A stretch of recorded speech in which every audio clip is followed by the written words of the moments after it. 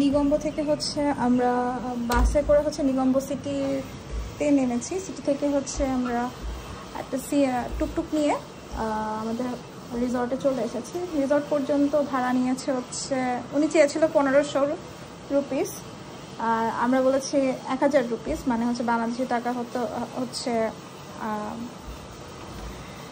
450 টাকার মতো। তো আমরা আমাদের হোটেলে চলে এসেছি। হোটেলে আসতে 20 মিনিটসের মতো লেগেছে। এটা হচ্ছে আমাদের হোটেলের এন্ট্রান্স। এইগুলো আসলে বেসিক্যালি ওনাদের নিজেদের বাসাগুলোকে হচ্ছে ভাড়া দিচ্ছে এরকম আর কি। এই হচ্ছে আমাদের রুমটা সুন্দর, ছোটোর উপর সুন্দর। আর এটা হচ্ছে রুমের বাইরের দিক, ঠিক ওদিকে হচ্ছে আমাদের রাস্তা, ওদিক দিয়ে আমরা ঢুকেছি, ওই দিক দিয়ে ঢুকেছি। ফ্যান আছে, সব কিছু মোটামুটি ক্লিন। এদিকে আরেকটা জানালা আছে, আর এটা হচ্ছে ওয়াশরুমটা ছোটোর উপর খারাপ না, মোটামুটি ক্লিনই আছে। এইটা আমাদের ধাপ পড়েছে হচ্ছে পার নাইট কত করে পড়েছে? পার নাইট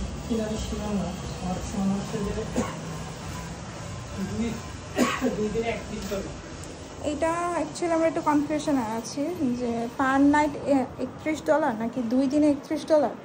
তো এটা আসলে পেমেন্টের সময় বোঝা যাবে।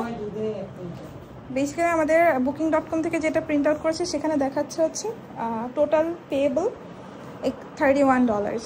এখন এটা কি 2 দিনের জন্য? আমরা এখানে নিগম্বতে অ্যাকচুয়ালি আমরা 2 দিন থাকবো। এখন এটা কি 2 দিনের জন্য ওরা $31 বলেছে, নাকি একদিনের জন্য $31? এটা আসলে পেমেন্ট করার সময় বোঝা যাবে, না করা পর্যন্ত আসলে বোঝা যাবে না। এই হচ্ছে ব্যাপার।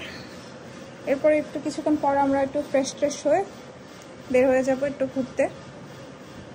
এই খাওয়া দাওয়া করবো, বিচের দিকে যাব। এই হচ্ছে অবস্থা।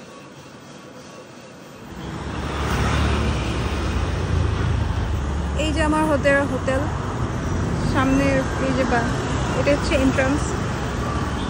এখন আমরা হচ্ছে খাওয়ার উদ্দেশ্যে বের হয়েছি, দেখি কোনো খাবার দাবার পাই কিনা।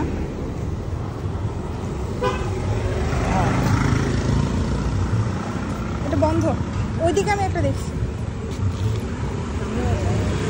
সামনে যাবা? চলো, হ্যাঁ সামনে যাবো, দেখা যাক কি অবস্থা।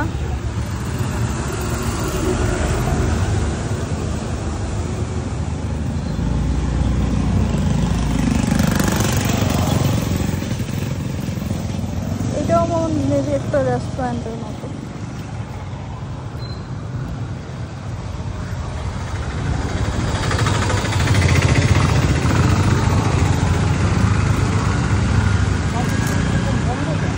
তাই তো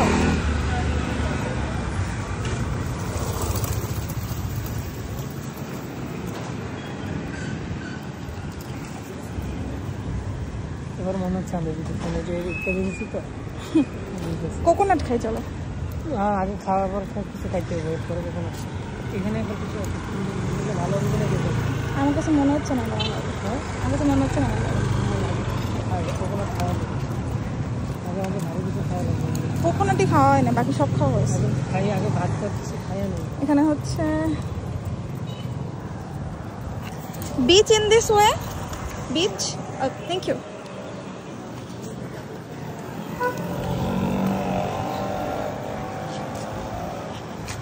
উনাওয়াতুনা বা এল্লাতে হচ্ছে রেস্টুরেন্ট যতটা অ্যাভেলেবেল ছিল, নিগম্বতে অতটা অ্যাভেলেবেল না। আসলে নিগম্ব অনেক গরম। আপনার নুয়ারা এরিয়াতে হয়তো বা একটু ঠান্ডা, তাও দিনের বেলা প্রচণ্ড রোদ, আর রাতের বেলা অনেক ঠান্ডা পড়ে। এল্লাতেও একই অবস্থা, দিনের বেলা রোদ আর রাতের বেলা হয়তো একটু ঠান্ডা পড়ে। আদারওয়াইজ হচ্ছে শ্রীলঙ্কার প্রত্যেকটা এরিয়াতে অনেক গরম। ক্যান্ডিতেও গরম ছিল, আবার উনাওয়াতুনাতেও গরম ছিল। এখন হচ্ছে ইয়েতে আসলাম, যে নিগম্বতে যে আসলাম, নিগম্বতেও অনেক গরম। উনাওয়াতুনাতেও ভালোই গরম ছিল, আমাদেরকে এসি ছাড়া লাগছে। অবশ্য এই টাইমে হয়তো আমাদের দেশে মোটামুটি ফ্যান ছাড়া লাগে আর কি। এখানে হিউমিডিটিটা বেশি। হ্যাঁ আজকে একই টেম্পারেচার।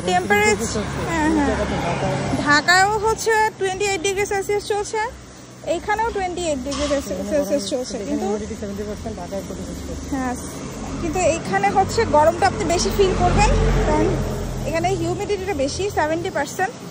তো ঢাকায় আপনি গরমটা একটু কম ফিল করবেন, কারণ ওইখানে হিউমিডিটি খুব সম্ভবত 46% চলছে। মেবি এটা বিচ এরিয়া বলে হয়তো বা হিউমিডিটিটা কিছুটা বেশি, কিছুটা না অনেকটাই বেশি, মানে প্রায় ডাবল। এখানে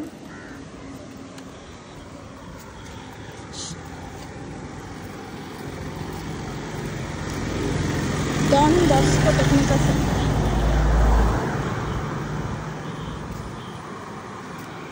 আসলে এটা রেসিডেন্সিয়াল, এই জন্য হচ্ছে অত ই নাই আর কি, রেস্টুরেন্ট নাই। এটাও মনে হয় একটা হোটেল, রুম অ্যাভেলেবেল লেখা। ওদের রুমগুলোর রিসর্টগুলোর প্যাটার্ন আমার খুব ভালো লেগেছে, মানে এত সুন্দর রিসর্টগুলো।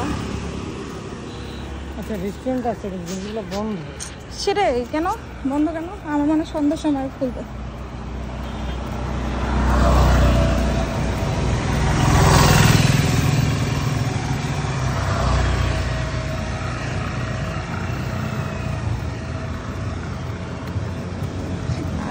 নিগম্বতে আমার কাছে মনে হচ্ছে যে খুব একটা মানে ট্যুরিস্ট নেই, যেরকম উনাওয়াতুনা এন্না মুয়ারলিয়াতে হচ্ছে অ্যাভেলেবেল হচ্ছে ট্যুরিস্ট দেখা যায়, এখানে আমার কাছে লোকাল পিপল বেশি লাগছে। এটা মেবি এখানে মনে হয় একটা প্যাগোডা টাইপের কিছু, চার্চ, মেবি চার্চ। ওদের প্রত্যেকটা এরিয়াতে আমি দেখেছি যে বুদ্ধের মানে ম্যাক্সিমাম অনেক জায়গায় দেখবেন হচ্ছে বুদ্ধের একটা মূর্তি রাস্তার মধ্যে থাকে আর কি। এটা চার্চ, হ্যাঁ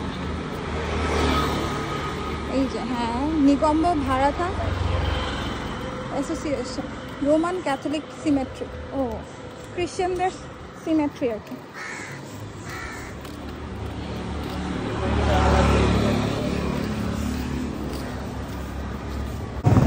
অনেক খুঁজাখুঁজির পর হচ্ছে একটা রেস্টুরেন্ট পেলাম লাস্টে। এটার নাম কি? এটা মনে হয় Rigo Italian cuisine and wine bar. এখানে আমরা হচ্ছে অর্ডার করলাম হচ্ছে একটা হচ্ছে grill pizza, grill chicken pizza, আর হচ্ছে একটা ব্রুশেটা অর্ডার করেছি। গ্রিল পিৎজাটার দাম ছিল 2400 লঙ্কান রুপি, আর ব্রুশেটার দাম ছিল 1090 লঙ্কান রুপিস। তো দেখা যাক কীরকম টেস্ট হয়। প্রাইস আই উড সে যে এল্লা উনাওয়াটুনার থেকে কম্পারেটিভলি কম উনাওয়াটুনা এল্লার থেকে। আর এমনিতেও তো ট্যুরিস্ট প্লেস যেহেতু, এমনিতেও অনেক বেশি আসলে ওরা প্রাইস চার্জ করে, খুবই স্বাভাবিক। টুরিস্ট প্লেসগুলোতে এমনিতেও প্রাইস বেশি হয়। আর আমাদের দেশে যেমন অপশান আছে যে আপনি একটা নর্মাল দোকানে ঢুকে ডাল আলু ভালো ভর্তা দিয়ে এগুলো খেয়ে ফেললেন, শেষ হয়ে আপনার খাওয়ার একটা কমপ্লিট হয়ে যাবে। ওটা খুব আপনি যত কিছু টুরিস্ট যাই হন আপনার খুব বেশি কস্টিং আসবে না। এখানেও সেই অপশানটা আছে, যেমন কুট্টু বা হচ্ছে এই টাইপের আইটেম যদি আপনি ট্রেডিশনাল আইটেম খেতে চান হয়তো বা অনেকটা কম পড়বে। কিন্তু আমার টেস্টের সাথে হচ্ছে এই জায়গার মানে ফুড টেস্টটা খুব একটা যাচ্ছে না, দ্যাটস আমি রিস্ক নিতে চাচ্ছিলাম না। তো দেখা যাক এখানকার টেস্ট কীরকম হয়। মানে আমার এ পর্যন্ত অনেস্টলি বলতে যতগুলো জায়গায় টাকা দিয়েছি সব ওহো আচ্ছা, আমরা একটা জিনিস দেখলাম যে পিকনিতে হচ্ছে খাবার অর্ডার করা যায়, মানে নিগম্বতে এই অপশানটা অ্যাভেলেবেল আছে যে আপনি পিকনিতে খাবার অর্ডার করতে পারবেন। তা আমরা হয়তো এইটা করতে পারতাম, পিকনিতে যদি খাবারটা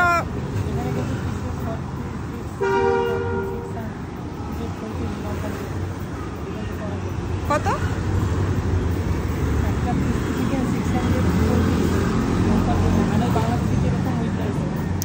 তো আমরা হচ্ছে এটাও অর্ডার করতে পারতাম, বাট হচ্ছে আমি আমার হাজব্যান্ড এইমাত্র দেখবো যে এখানে পিকমির কি বলে ফুড ডেলিভারি অপশনটা অ্যাভেলেবেল আছে। তো আপনারা যদি কেউ নিগম্বো বা কলম্বোতে থাকেন এই অপশনটা অ্যাভেল করতে পারবেন, কারণ একটা রেস্টুরেন্টে ঢুকে বের হয়ে যাওয়াটা খুব অকওয়ার্ড দেখায়। তার থেকে বরং হচ্ছে পিকমিতে যে ফুড ডেলিভারি অপশনটা আছে সেটা আপনারা অ্যাভেল করতে পারেন, এটা বেটার অপশন হবে এবং বাজেট ফ্রেন্ডলি হবে।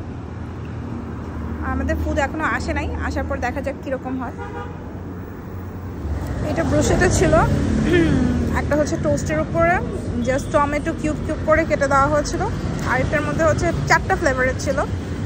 আর এটা হচ্ছে আপনার টোস্টের উপরে বাটার আর হচ্ছে চিজ আর হচ্ছে আপনার টমেটো কিউব করে দেওয়া ছিল। আর এটা হচ্ছে টোস্টের উপরে হচ্ছে আপনার মাশরুম দেওয়া ছিল। মাশরুম দেওয়াটা খুবই মজা ছিল, আমার পার্সোনালি মাশরুম অনেক বেশি পছন্দের আইটেম। আর অনেস্টলি বলতে টেস্ট খারাপ না, টেস্ট ভালোই। এটা শ্রীলঙ্কা মানে আমার কাছে ভালোই লেগেছে টেস্টটা। আর এটার প্রাইস ছিল হচ্ছে 1090 টাকা, 1090 লঙ্কান রুপিস, বাংলাদেশি টাকা হয়তো বা 510 এরকম একটা দাম আসবে। আর হচ্ছে টেস্টটা যথেষ্ট ভালো ছিল, আমার কাছে ভালো লেগেছে।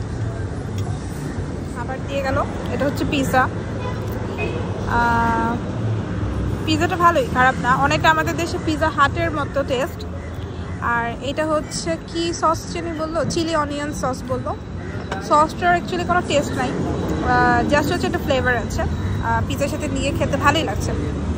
পিৎজাটাও নট ব্যাড অনেস্টলি।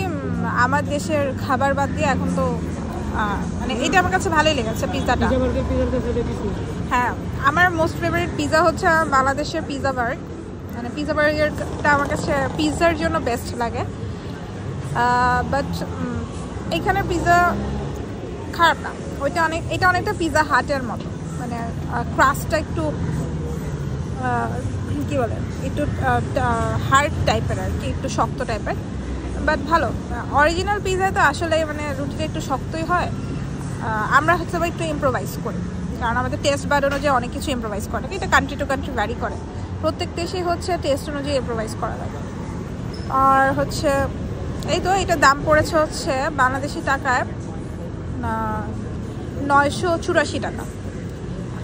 আমার কাছে ভালোই লেগেছে, সাইজ অনুযায়ী দামটা ঠিকঠাকই আছে, পিৎজার সাইজ অনুযায়ী নট ব্যাড, টেস্টও ভালো আছে। আমরা এখন নিগম্বো বিচে এসেছি। নিগম্বো বিচটা অনেকটা আমার কাছে হচ্ছে কি বলে বাংলাদেশের কক্সবাজারের মতো লেগেছে, মানে এটা যে ইন্ডিয়ান ওশানে, এটা হচ্ছে ইন্ডিয়ান ওশানের ভারত মহাসাগরের পাশে। নিগম্বো ভারত মহাসাগরের পাশে। এখানে অনেক বাঙালিও দেখছি। এখানে কতগুলো ফুড স্টল আছে, খাবারের দোকান। আমরা চিংড়ি খাইলাম, চিংড়ি মাছটা ভালোই ছিল, 200 রুপি করে নিয়েছে। এখানে অনেক বাঙালি দেখলাম, যেটা হচ্ছে এতদিন দেখি নাই। উনাবাচনা বা হচ্ছে এল্লা বা ওদিকে তো বাঙালি দেখাই হয় না, বাট এখানে অনেক অনেক বাঙালি দেখলাম। এই নিগম্বো বিচের সাথে বাংলাদেশের সি বিচের অনেক মিল, কক্সবাজার সি বিচের। এই যে দেখুন ফুড স্টলগুলো রয়েছে, এখানে বিভিন্ন ধরনের মাছ পাওয়া যাচ্ছে, স্ট্রিট ফুড পাওয়া যাচ্ছে, চিপস পাওয়া যাচ্ছে, বিভিন্ন ধরনের চপস পাওয়া যাচ্ছে, সুন্দর। আর নিগম্বো বিচের যে ঢেউ, এটা আমার কাছে উনাওয়াতুনার বিচের ঢেউয়ের থেকে বেশি লেগেছে। আর ঢেউটা আমার অনেক বেশি লেগেছে, উনাওয়াতুনাতে এত ঢেউ ছিল না। এরপরে আমরা হোটেলের দিকে হচ্ছে ফিরে যাব আর কি। আর আগামীকালকে ইনশাল্লাহ আমরা কলম্বোর দিকে যাব। আগামীকালকের ব্লগে আপনাদেরকে দেখাবো কলম্বোতে আমরা কীভাবে ঘুরেছি। ধন্যবাদ সবাইকে, আসসালামু আলাইকুম।